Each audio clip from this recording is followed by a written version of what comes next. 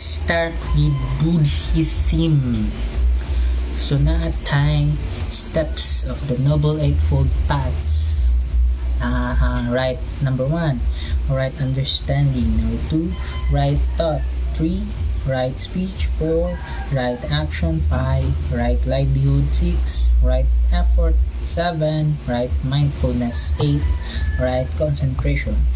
So ang kani sila mura bito ni katong sa 10 commandments sa Catholic Church lahi ni ang kani kinag-base man sa atong sa kanya ang katong Catholic 10 commandments nga kuan kinag-base mo to siya katong dili na to ang ay buhaton. So mo na in short.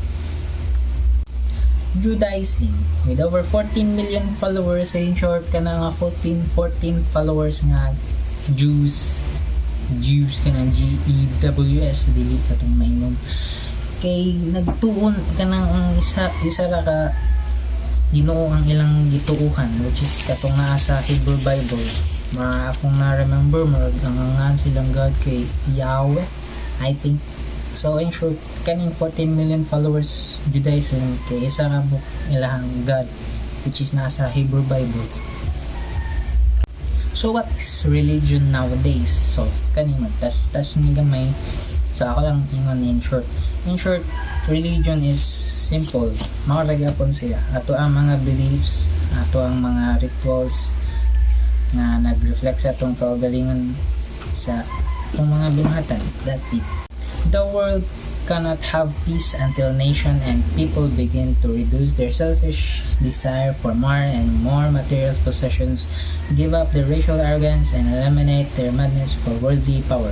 Ang pasabutan ni, dapat wala na tayo mga magdinalo. Dapat giving, great ka ng generous tatanan para nindot ang atang kalibutan.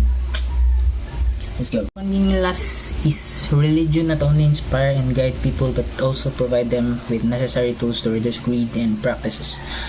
Sa tinod lang ang kaning religion na to kay katong mga tinuhuan na to nga kabaw mata nga for example dili ta pwede mga tanan na dapat isa na to buhaton para nindot ato ang kinabuhi